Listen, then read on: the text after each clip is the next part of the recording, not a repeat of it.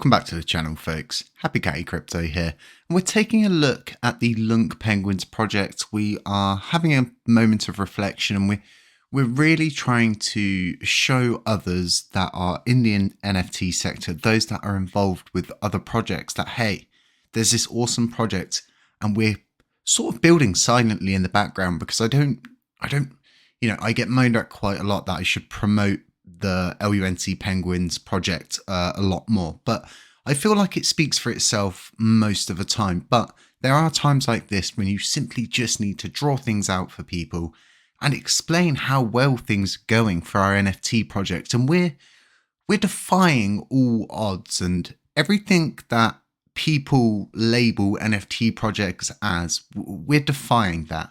We're actually the smallest NFT project for mint amount. There's only 3,500 penguins in total that have been minted. There are a few more, around 20 more than that, which are unique airdrop mints, which is all part of our system and part of being a penguin owner. Now, as you can see, we've got a good floor price. We've got 300 unique holders. We've got just as many unique holders as projects with 10,000 NFTs or 5,000 NFTs, but it's our treasury that really stands out. And for most projects, for example, you've got projects like LUNCpunks that have really, really big treasuries. And I mean, they're huge, but they just don't, the reward ratio is always towards the project and, the project prospering, and it's never really about the holders. This treasury is for our holders. We take nothing from it.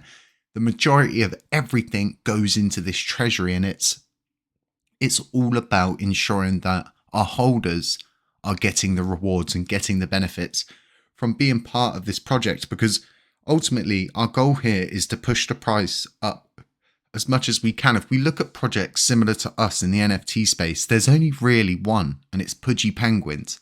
You're talking a serious floor price on these Pudgy Penguins. It's absolutely insane. I have hopes and dreams and aspirations of getting our project to that point, and it's doable, it's possible, but we're in a sector that is new. We're in a very, very small early stage as to which, we've still got to go for our boom. And I think about NFT projects that built on Terra originally when it was 32 pence a coin, and then all of a sudden, boom, it's $130 something a coin. It's, those rewards then became insane for NFT holders at that time.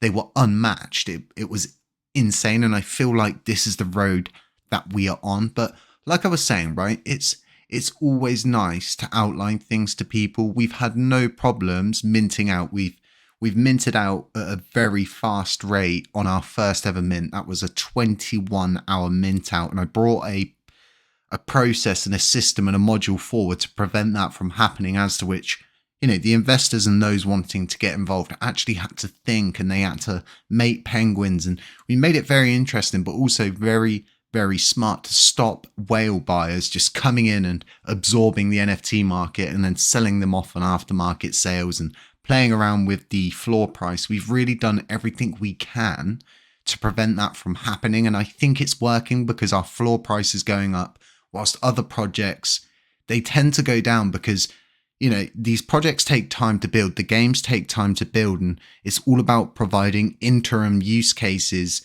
during all of that to ensure that, your community is benefiting.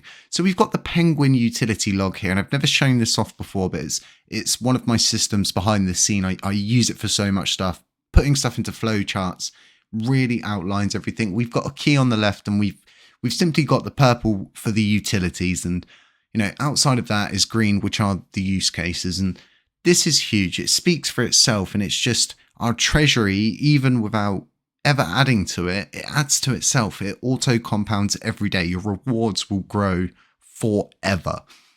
In order for this project to die, the whole blockchain would have to die. It would have to go kaput. And this is what I keep doing with my projects. It's something I did with ProjectLUNCBurn. It relies, and it's so heavily built into the system that it creates a liquidity loop. And because we've got this huge treasury staked, we're paying out rewards to our holders, we're also auto compounding, we're creating liquidity cycles inside the blockchain, so we're actually generating consistent use cases. And if you actually look at the volume broken down for a project like ours, we're doing our part and we are contributing. On top of that, our holders are going away happy, they're going off to other sectors, and they're being really interested in things instead of going from this project, getting burnt, and then sort of being hesitant to get involved in something that's good. And then you find out, oh, that NFT project that you wanted to get involved with, those NFTs are worth, 5, 6, 7 ETH.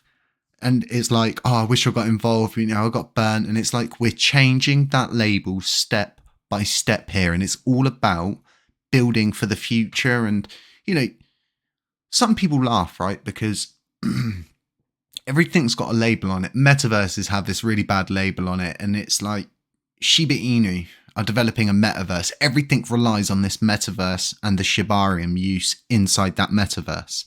If we look at ApeCoin, 100% reliant on a metaverse. Same with the Bored Ape Yacht Club NFTs. They're heavily reliant on a metaverse use case. And I think that's underrated, that a small project like ourselves are taking the time to not only develop a stone cold solid system that can never be interrupted, so then we can move ahead and we can build these things stress free, not worrying about our holders consistently saying to us, well, what's next? We're still waiting for things.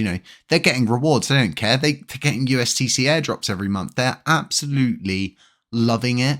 And each one of these stages gets an independent secure treasury, which means that nothing ever gets taken from one place to pay another. Everything's built in stone. And like I was saying, I've integrated everything into the blockchain as much as I can. And that's something that's heavily, heavily underrated in the sector, because what if we look at someone like Terraport? If they were doing this, what would Terraport do? Well, Terraport would have developed their own system to put all of this on so they don't have to pay fees to the chain. Instead, those fees would go to Terraport, right? We've seen this time and time and time again. And I think it's time people wake up, smell whatever they need to smell, and start to understand that, hey, there are people out there like myself that are trying to change that label. We're trying to fix what others continue to keep breaking and providing these really terrible sort of like plans that go nowhere. I think I've said a few times now, I enjoy a game of chess. Chess is strategy and it can be studied. And some people spend their whole lives studying chess. And I think there's a lot to learn when playing chess and getting to the point of actually checkmating your opponent. It's a journey in itself of moves, strategization, walking different paths and things like that. And if anybody thinks that I have not walked this path, it's insane. A lot of stuff I have to block it out because I would send my community up to cloud 9 and they would be over the moon knowing what's coming. But we're always dropping hints. We have got a Telegram group. You can join that. Links to that in the description. If you're involved in an NFT market and you don't know about Lunc Penguins, I hope you do now. And I hope you consider sort of dipping your toe into something maybe that is actually being built for those who are taking the time to get involved with these sort of, projects that, like everything of all time, starts in someone's garage or starts in someone's spare room. It's like Apple started in Steve Jobs' garage, and it's like we're on a path where blockchain technology is the future. As much as people don't want to admit it, it is the future, and getting involved with it now, I believe, is like getting involved with the dot-com era back when that all happened with the Silicon Valley. Not everybody survived, and that's going to be the same with crypto. If we look at the dot-com era, who survived? People like Google, people like Facebook, right? There's so many sort of platforms that have just been left and forgotten to time, bought out by other big companies just so they can shut them down. It's all very interesting. I'm trying to align ourselves now. But like I say, I'm not just a YouTuber. I'm a D-app creator. We've got auto compounding modules that all validators are using.